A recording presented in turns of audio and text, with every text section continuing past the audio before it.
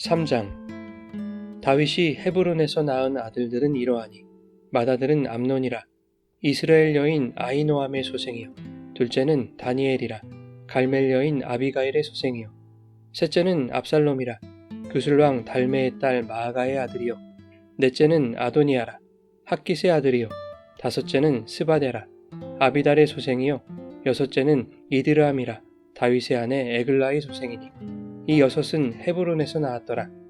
다윗이 거기서 7년 6개월 다스렸고 또 예루살렘에서 33년 다스렸으며 예루살렘에서 그가 낳은 아들들은 이러하니 시므아와 소박과 나단과 솔로몬 네 사람은 다 암미엘의 딸 바수아의 소생이요 또 이팔과 엘리사마와 엘리벨렛과 노가와 네벡과 야비아와 엘리사마와 엘야다와 엘리벨렛 9사람은 다 다윗의 아들이요 그들의 누이는 다말이며 이 외에 또 소실의 아들들이 있었더라.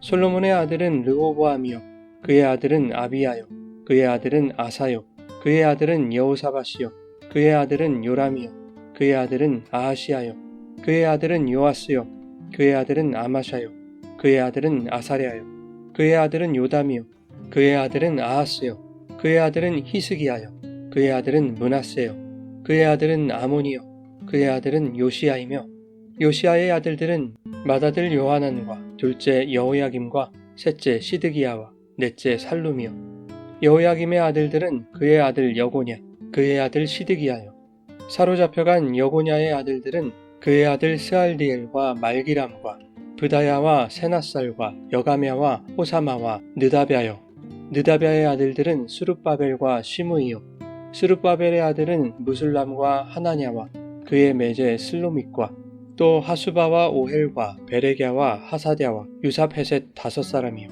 하나냐의 아들은 블라랴와 여사야요 또 르바야의 아들 아르난의 아들들 오바데의 아들들 스가냐의 아들들이니 스가냐의 아들은 스마야요 스마야의 아들들은 핫두스와 이갈과 바리야와 느아랴와 사밧 6사람이요 느아랴의 아들은 에르에네와 히스기야와 아스리감 3사람이요 에르에네의 아들들은 호다위야와 엘리아십과 블라야와 악굽과 요하난과 들라야와 아나니 7사람이더라. 여러분 좋은 아침입니다. 오늘도 말씀의 은혜가 여러분의 삶에 풍성히 임하기를 소망합니다. 3장은 다윗의 자손들, 즉 유다 왕조의 계보를 열거하고 있습니다. 1장부터 3장까지의 계보들 속에는 하나님의 언약이 흐르고 있음을 알 수 있죠. 족보를 시작하는 대표적인 인물들인 아브라함과 야곱과 다윗은 하나님이 맺으신 언약을 상징하는 인물들인 것을 보면 역대기의 기록 목적은 뚜렷해지는 것이죠. 포로기를 겪고 돌아온 예루살렘 재건 세대들에게 있어 예루살렘의 멸망이라는 뼈아픈 과거에 대한 기억은 예루살렘으로 돌아온 현재 상황을 더욱 고통스럽게 만들었을지도 모르겠습니다.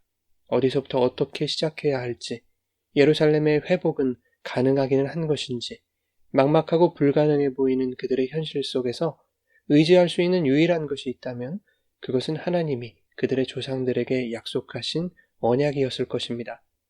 이미 조상들을 통해 약속하신 그 언약이 있음을 소망하고 그 언약대로 이루실 하나님의 신실하심을 믿는 것 외에 인간들 안에서 그리고 그들의 상황 속에서 기대할 수 있는 것은 없는 것이죠.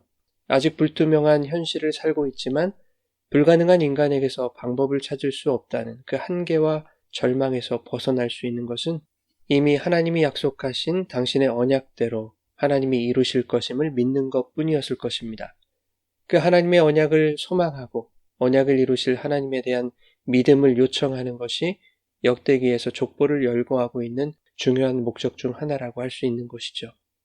본문은 크게 두 부분으로 나뉘어 있는데 1절부터 16절까지는 다윗으로부터 유다의 멸망까지의 왕들, 즉 여고냐와 시드기야까지를 열거하고 있습니다.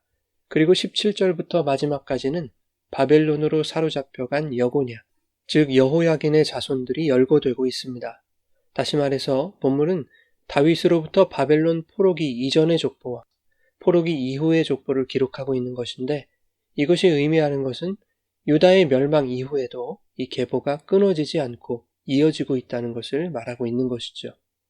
다윗의 왕조를 견고히 세우시겠다는 이 다윗의 언약이 여전히 유효하다는 것을 보여주고 있는 것입니다.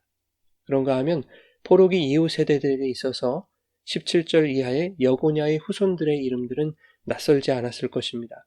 특히 성전 재건의 주축이었던 스룹바벨과 같은 익숙한 이름들을 보면서 유다는 멸망했지만 하나님의 언약은 소멸되지 않는다는 것을 깨닫게 되는 것이죠. 하나님은 당신의 언약 속에서 다윗의 왕통을 보존하시고 자기 백성 또한 보존하고 계셨다는 것을 깨닫게 되는 것입니다. 사랑하는 여러분, 하나님의 언약은 오늘 우리에게도 유효합니다. 또한 그 언약으로 당신의 백성들을 지키십니다.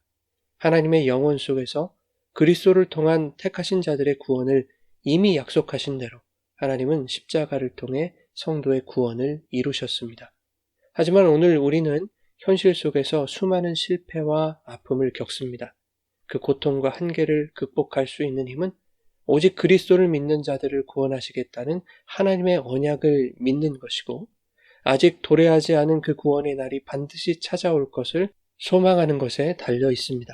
이것을 기억하며 우리의 형편과 상황들 속에서 불가능한 인간의 한계적 능력을 기대하지 말고 언약의 후손으로 오신 예수 그리스도를 의지함으로 하나님 나라를 기대하는 소망의 삶을 살아가시기를 예수님의 이름으로 축원합니다.